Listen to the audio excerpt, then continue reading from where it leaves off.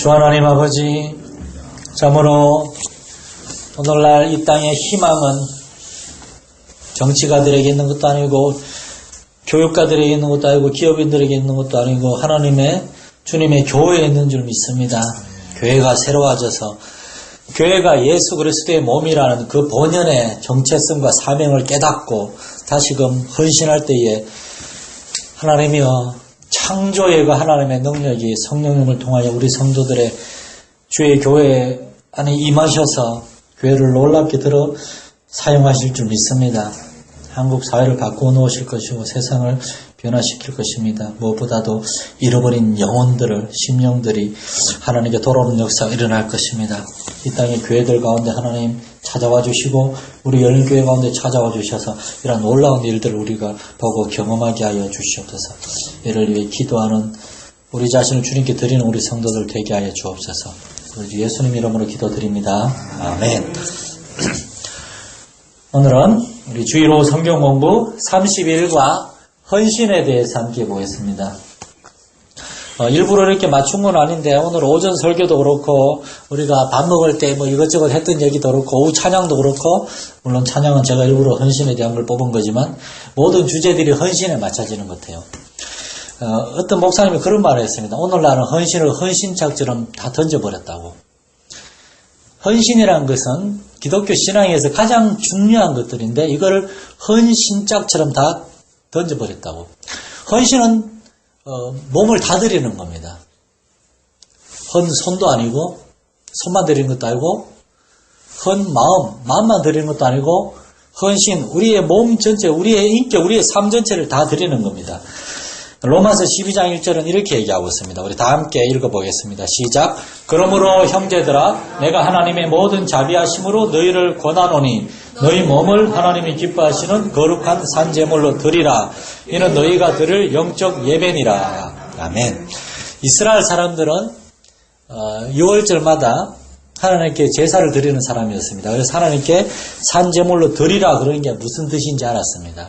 어떤 죄나 어떤 그런 어떤 목적을 가지고 하나님께 드리는 화목제, 속죄제가 제일 먼저 있죠. 우리의 죄를 속하기 위해서.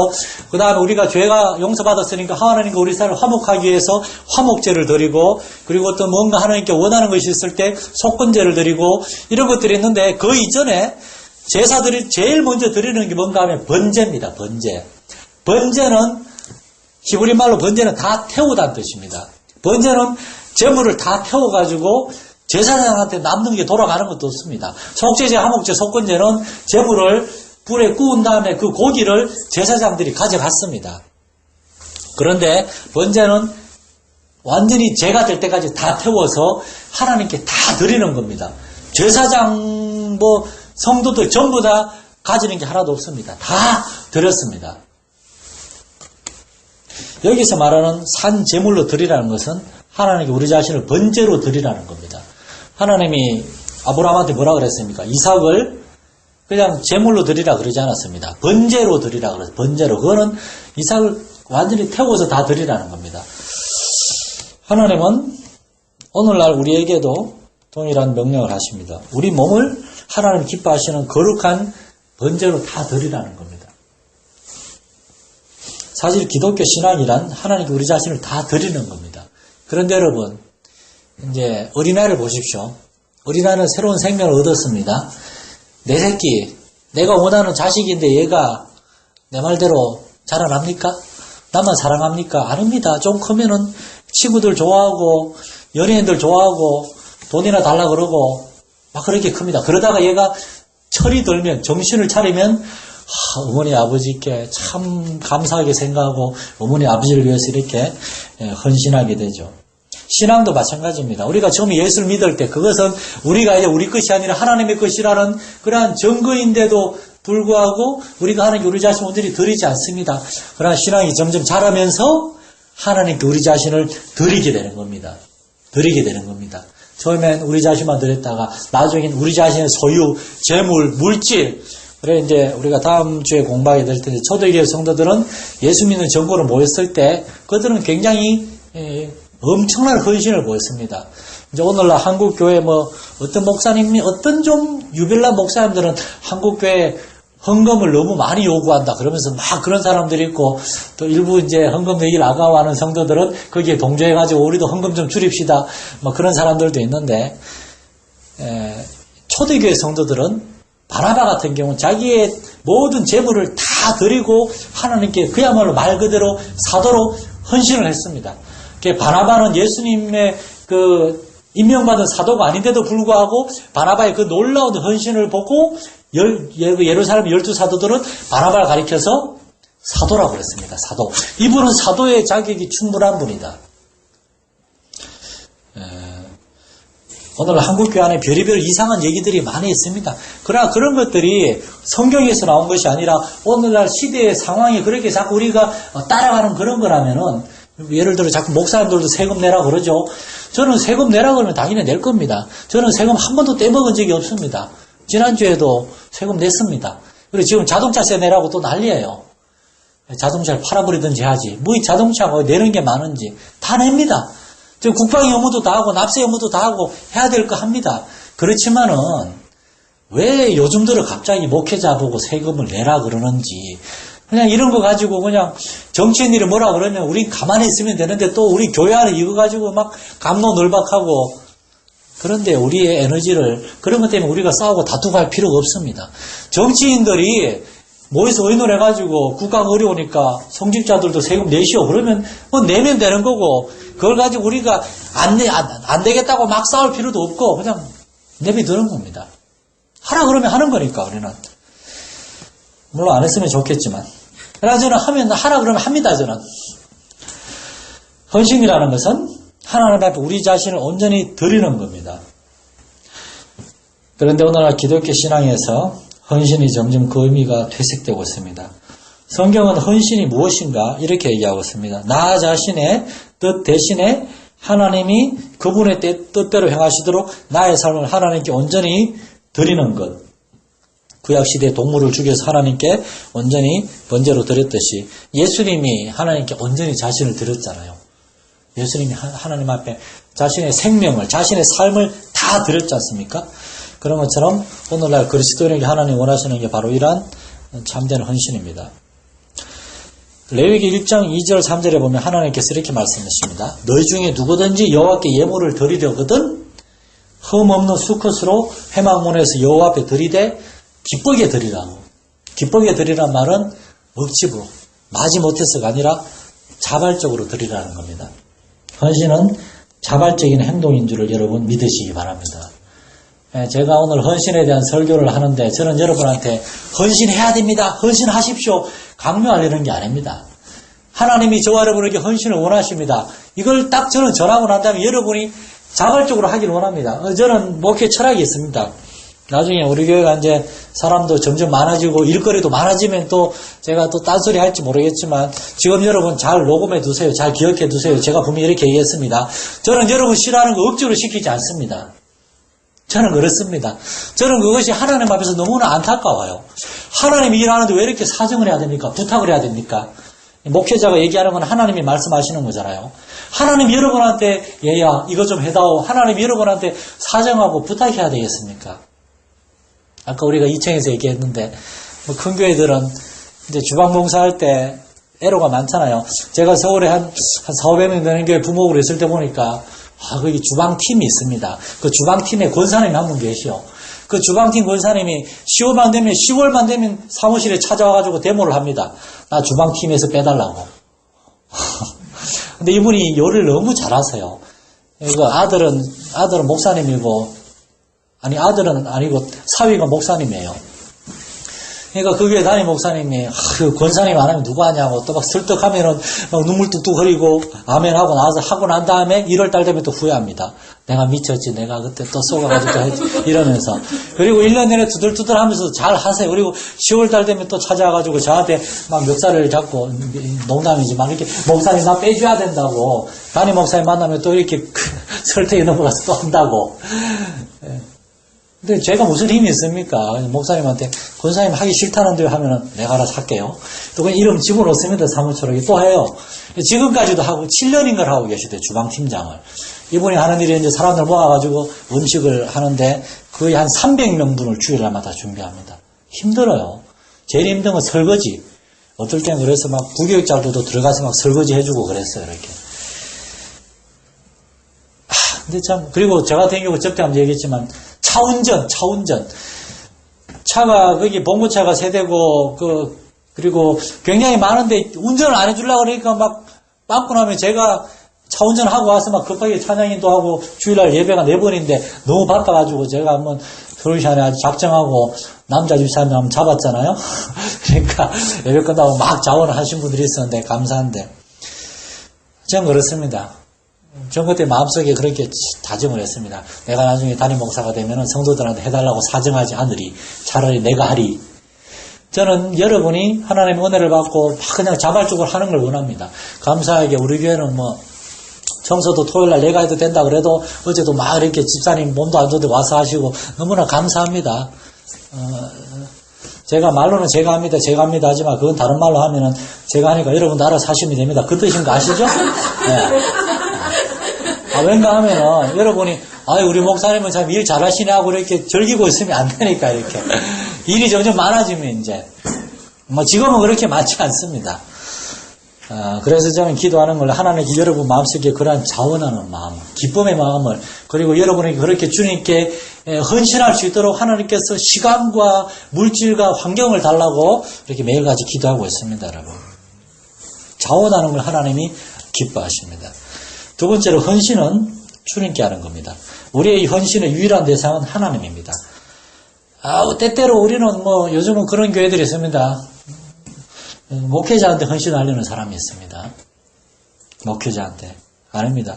자꾸 그러면 목사님이 처음엔 아닙니다. 그러다 나중에는 좋아져가지고 그냥 그걸 즐기는 목사님이 그렇게 될 수도 있어요. 여러분이 목회자를 그렇게 만들 수가 있습니다. 그러면 안 됩니다.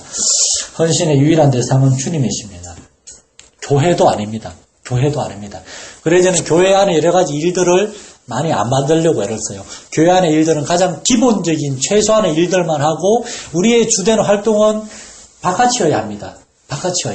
우리의 믿지 않는 가족들과 믿지 않는 친구들과 믿지 않는 이웃들 그들에게 어떻게 하면 복음을 전할까? 그들을 하나님께 인도할 수 있을까? 어떻게 하면 그들의 삶이 하나님 안에서 복된 삶이 되게 할 수 있을까? 이것을 가지고 고민하고 기도하고 씨름하고 정말 그들에게 복음을 전하는 여러분 되시기를 축원합니다. 아까 우리가 사도행전 10장을 읽었는데 고넬료 이야기. 나중에 제가 이 부분을 설교하기를 지금 엄청나게 기다리고 있습니다.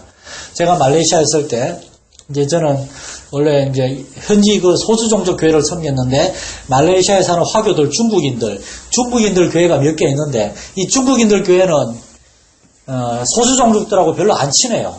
좀 살기도 좀 살고 그런데 중국인 목사님들이 별로 없어요. 특히 저희 있는 시골은 목사님들이 잘 안 오는 지역입니다. 왔다가도 그냥 뭐 사례비도 충분치 않고 문제는 헌신의 문제지만 목사님들이 또 학교도 마땅치 않고 다 돌아가요 이렇게. 그래서 저를 초청하는 교회들이 중국인 교회들이 있었는데 어떤 중국인 교회는 참 귀한 교회가 있습니다. 주일날은 제가 섬기는 교회가 있으니까 못 가고 금요일이나 목요일 저녁에 거기 이제 구역 모임에 가는데 구역 모임 식구들은 원래 한 4-5가정밖에 안 되는데 보면은 믿지 않는 친구들을 데리고 와서 같이 앉아 있습니다. 같이 앉아 있어요. 왠가 하면은 저는 가면은 항상 그 얘기만 하거든요. 제가 영어로 설교를 해야 되는데 영어를 잘 못하지만 저는 다른 거 얘기하지 않고 성경에 있는 예수님의 얘기를 어떻게든 잘 전해주려고. 그러니까 이분들이 주일날 제가 어쩌다 중국인 목사님들이나 중국인 성도들 설교를 들어보면은 막 기상천외한 설교들을 많이 합니다. 이게 성령이 오셨습니다. 성령이 지금 여기 막 날아다니고 있습니다. 성령한테 부딪히면 안 됩니다. 성령의 길을 방해하면 안 됩니다. 그러다가 성령이 이리 오십니다 하면서 벌쩍 뛰어 피하기도 하고 성령이 자기 발 밑으로 지나갔다 그러고 막 찬양 시간 되면 난리가 아닙니다. 그냥 한쪽에서 막 깃발 흔들고 있고 어떤 사람은 이렇게 날팔 같은 거 가져와서 막 나팔 불고 있고 시장통이에요. 시장통. 그 교회는 베레아 김기동 목사님을 굉장히 또 존경하는 그런 교회고, 제가 이단이라고 아무리 얘기해도 왜 이단이냐고 이렇게 좀 목회자가 오랫동안 없었기 때문에 문제가 많은 교회였는데, 제가 그래서 저는 복음 설교만 하려고 그래서 그런 식으로 몇 달을 하다 보니까 어느 날 보니까 믿지 않는 친구들 또는 교회 다니다 안 다니는 친구들 데리고 와서 앉혀놔요 그냥. 설교 끝나고 나면 제가 영어로 막 뜨듬뜨듬 잘 못하니까 길어져요. 1시간 막 이렇게 설교를 하면은 다들 지치는 만도 하는데 끝나고 나면은 친구들 데리고 와서 저한테 상담을 시킵니다. 그 막 별의별 얘기 다 나옵니다. 뭐 교회에서 상처받은 얘기, 뭐 귀신 들렸던 얘기. 그 귀신 들린 얘기는 제 전공 분야가 아니잖아요. 그런데 그런 얘기 들으면 제가 한 주간 제가 기도하고 다음 주에 다시 한번 좀 말씀을 나누겠습니다. 그리고 제 주중에 그거 가지고 막 공부하고 영어로 상담하는 내용을 막 영어로 준비하고 막 그러고 가기도 했어요. 근데 놀라운 거는 거기에 사람들은 다른 건 몰라도 불행의 열정이 대단했습니다. 믿지 않는 친구들 데려다 놓고 저를 초대해서 하라는 겁니다. 자기들은 영어를 잘하고 할 줄 알지만 자기들은 이 복음을 잘 전하지 못하니까 그 파스터 IJ 목사님이 좀 하라 그런 겁니다. 아주 감사한 마음으로 또 열심히 막 준비하고. 여러분도 그런 기회가 있으면 좋겠습니다. 여러분이 여러분 주변에 있는 누군가에게 복음을 전하기 원할 때 여러분이 좀 이렇게 두렵거나 아니면 여러분이 너무 친해가지고 좀 그런 얘기가 힘들면은 저를 얼마든지 불러주세요. 제가 어디든지 달려가서 함께 나누기 원합니다. 그 다음에 또한 헌신은 일부가 아닌 전체를 드리는 겁니다. 헌신이란 우리가 처음에 말씀드렸지만 삶 전체를 하나님께 드리는 겁니다. 우리는 삶의 일부분만 하나님께 드릴 수는 없습니다. 때때로 우리는 이건 도저히 하나님께 드릴 수 없다 그런 사람들, 물질을 그런 사람들도 있고 자기의 자녀, 뭐 어떤 사람은 자기의 취미생활 때문에 하나님 신앙생활하고 부딪히는 사람이 있고, 저는 장모님한테 들었나 옛날에 어떤 목사님이 주일날 아무것도 모르고 낚시하러 갔다는 얘기 들으면서 목사님이 주일날 낚시하러 가가지고 낚시터에서 오늘 주일이네? 막 이런 목사님이 있었다는 얘기 듣고 막 너무나 놀랐는데 실제로 미국에서 어떤 목사님이 주일날 골프 치러 갔다가 주일이네? 빨리 교회 가야 되겠다 싶어가지고 마지막 골프를 딱 쳤는데 이게 홀인원이라고 한 번에 들어갔어요. 막 너무나 신났어요. 교회 가서 자랑을 하고 싶은데 자랑을 할 수가 없는 거예요. 주일날 아침에 골프 치러 가서 골프공이 한 번에 들어갔다 이 얘기를 차마 못하는 거예요. 그래서 그걸 나중에 글로 썼다는 얘기를 들었는데 때때로 오늘날 같이 뭐 취미생활이나 자기가 좋아하는 그런 것 때문에 뭐 주일날 교회 빼먹는 사람들도 많이 있다 그러는데 하나님은 우리가 모든 것을 바치기 원합니다. 특별히 오늘날 시간 문제, 시간. 오늘날 점점 멀기를 더디합니다. 참 안타까운 얘기인데 제가 봤을 때 장모님하고 이런 얘기를 종종 하는데 한 5년 이내에 오후 예배가 없어지지 않을까 싶어요. 주일 오후 예배가. 그때 이제 성도들의 상황이나 그런 것들을 봐가지고 뭐 우리도 따라가겠지만은 지금 우리 마산에 있는 교회들 성결교회가 10개가 있거든요. 이 중에 4개가 오후 예배를 드리지 않습니다, 여러분. 놀랍지 않습니까? 성결교회 중에 40%가 오후 예배를 안 드립니다. 뭐 그 시간에 다른 뭐 소그룹 활동도 하고 그러는데 목사님들 모이면 그런 얘기 합니다. 오후 예배 안 드리니까 성도들 좋아해? 그럽니다. 당연히 지금은 좋아하겠죠. 지금은 안 드리면 좋아하겠죠. 근데 시간 지나면 또 달라지게 돼서 더 문제는 뭔지 아십니까? 우리의 자녀들입니다. 우리는 옛날에 저녁 예배와 오후 예배 몸은 좀 힘들지 몰라도 졸리고 그렇지만 그 시간에 찬양하고 하나님의 말씀 배우고 그 시간을 기억하고 있는데 우리 자녀들이 자랐을 때 만약 오후 예배가 없고 주일날 예배가 한 번밖에 없다. 그러면 걔들은 그게 다인 줄 알아요. 걔들은 오후 예배를 시작합시다. 저녁 예배를 시작합시다. 그런 필요성도 느끼지 않게 될 거라는 겁니다. 다시 말해 지금 미국 교회하고 영국 교회처럼 똑같이 될 겁니다. 영국 교회 보세요 지금. 동성애자가 목사 받는데 아무 문제 없잖아요. 그리고 미국은 뭐 성경에 손을 얹고 내가 하나님의 말씀을 따라서 이 나라 대통령으로서 주권을 대통령이 동성애 연방법으로 미국은 각 주의 법이 있고 그 나라 전체를 연방이라 그러는데 연방법이 있는데 연방법으로 동성애 허락합시다 이런 얘기하고 있고 또 지난주에는 뭐라 그랬습니까? 오머시기 대통령이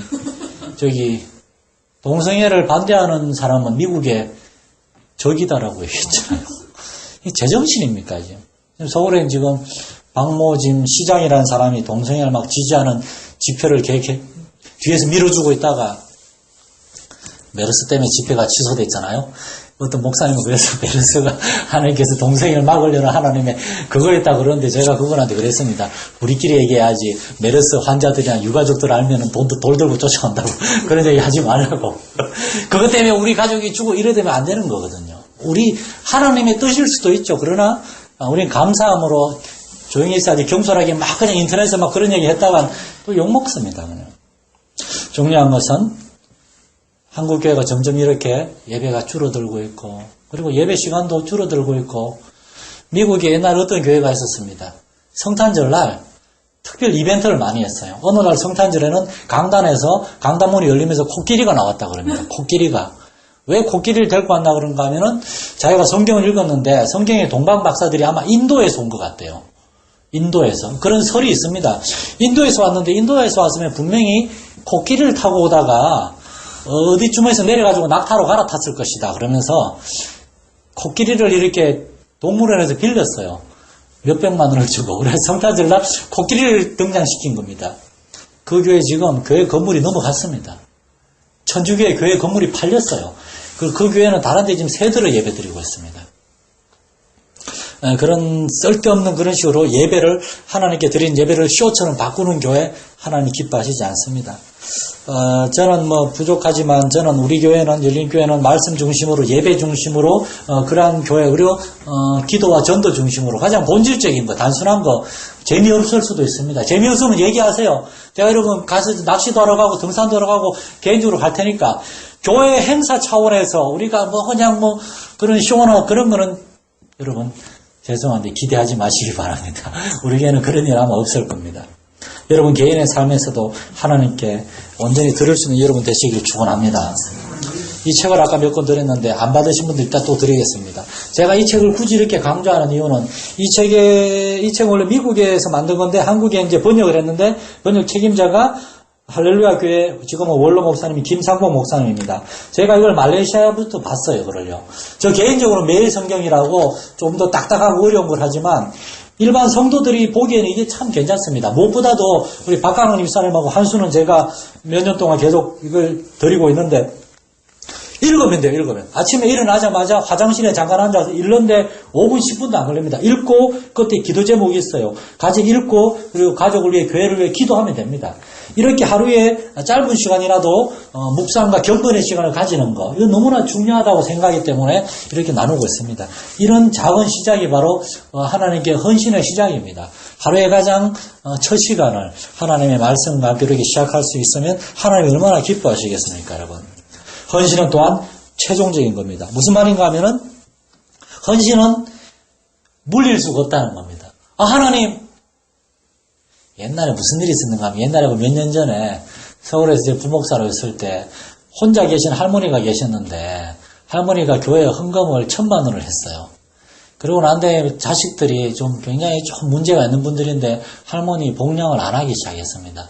그래서 할머니가 와가지고 헌금 중에 700만 원을 돌려줄 수 없겠냐고 부탁을 했습니다. 그 권사님이. 근데 그 구역 교구장이 저였습니다. 그분 지금 돌아가셨어요, 지금. 혼자 계시다가 이렇게 운명하셨는데. 부탁을 하는데 제가 너무나 난감한 겁니다. 근데 교회에 그 얘기를 하니까 교회에서 매달 15만원씩 그분한테 구제비를 드리기로 했습니다. 근데 그 중간에 해프닝이 굉장히 그냥 좀 시끄러웠어요, 이렇게요. 교회 근무전 입장은 줄 수가 없다잖아요. 그런데 때때로 성도들 중에서도 하나님께 헌금을 했거나 또는 하나님께 뭔가 약속을 한 거 돌리기를 원하는 사람이 있는데 자꾸 돌려달라 그러면 뭐 돌려줘야 되겠지만 그렇지만은 그것은 하나님의 기뻐하는 게 아니라는 겁니다. 레위기 27장에 보면 오직 여호와께 온전히 바친 모든 것은 사람이든 가축이든 기업에 바치든지 팔지도 못하고 무르지도 못하나니 바친 것은 다 여호와께 지극히 거룩함이기 때문이라고. 여러분도 그렇습니다. 여러분은 하나님께 바쳐진 재물입니다. 우리는 이제 하나님 때문에 거룩해진 사람들입니다. 거룩하여져서 성도라 부름받는 사람들입니다. 그런 우리를 다시 우리가 세상에 가가지고 세상의 죄악 가운데 우리 자신을 그렇게 내버려두고 방치해 두는 것은 그건 있을 수 없는 것입니다. 우리는 하나님께 드려진 겁니다. 그래서 헌신은 더 이상 되물릴 수 없는 겁니다.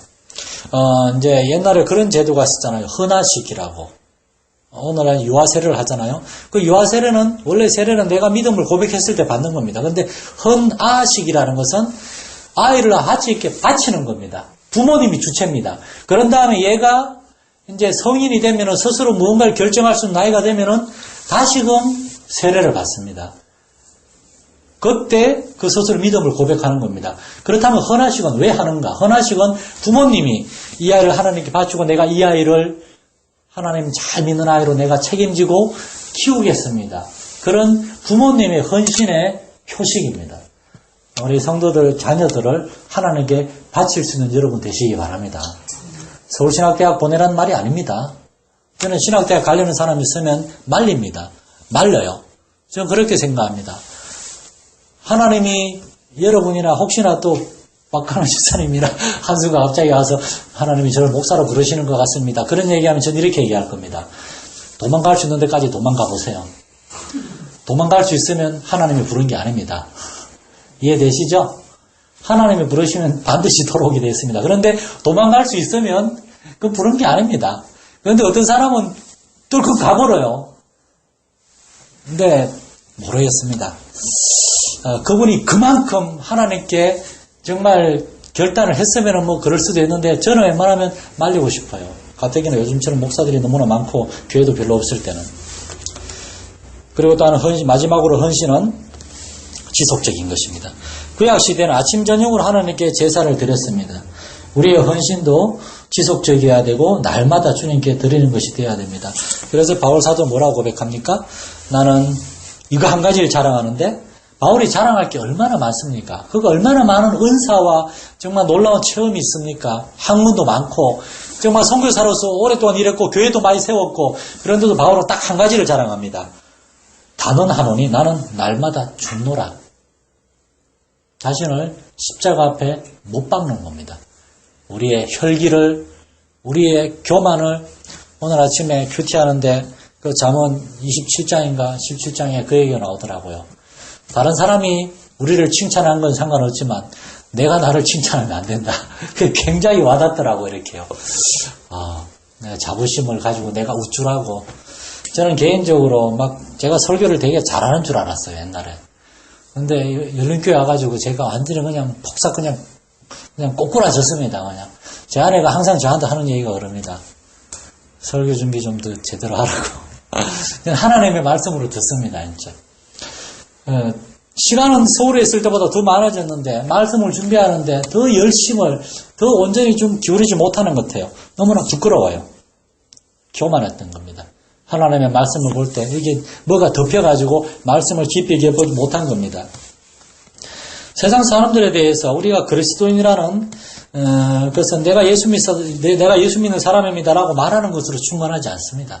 우리가 세상 사람들에게 무언가 보여야 되는데 가장 강력한 증거가 뭔가 하면 바로 겸손함입니다. 미국에서 한 변호사가 예수님의 수는 엉터리라고 예수가 엉터리라는 걸 내가 밝히겠다 그러면서 사복음서를 2년 동안 열심히 연구했습니다. 그 다음 이분이 마지막으로 책을 딱 덮으면서 무릎을 꿇고 예수님한테 회개하면서 나사렛 예수시여 당신은 이 땅에 오신 하나님의 아들이십니다. 당신의 그 겸손함, 당신의 그 고상함은 아무도 따라갈 사람이 없습니다. 그러면서 이분이 예수님을 반대하는 책을 쓰겠다고 한 사람이 예수님을 구세주라고 알리는 책을 썼는데 그 책이 바로 벤허라고 하는 책입니다. 벤허라고 이게 나중에 영화로 만들어졌죠. 우리 한수나 우리 젊은 세대는 본 적이 없죠? 네. 영화가 4시간입니다. 4시간. 작정하고 봐야 됩니다. 우리 교회에서도 보기가 힘들어요. 제가 어릴 때 그걸 봤는데, CD도 있는데 한 빌려줄 테니까 한번 집에 가서 날 잡고 밤을 새서 보기 바랍니다. 마지막으로 헌신의 동기가 있습니다. 헌신의 동기는 예수님에 대한 우리의 사랑입니다. 무엇보다도 하나님의 사랑을 우리가 깨달을 때 우리도 헌신할 수 있습니다. 아침에 제가 자녀에 대한 사랑을 얘기했는데 우리의 자녀에 대한 사랑, 그 사랑은 하나님한테서 온 겁니다. 그 사랑으로 우리도 하나님을 사랑하고 우리도 다른 사람을 사랑할 때 거기에서 참된 헌신이 일어나는 겁니다. 여러분. 예수님은 우리에게 이렇게 말씀하십니다. 너희 지체를 불의의 무기로 죄에게 내주지 말고 오직 너희 자신을 죽은 자 가운데서 다시 살아난 자 같이 하나님께 드리라고. 우리는 죽었다가 살아난 사람으로 생각하는 겁니다.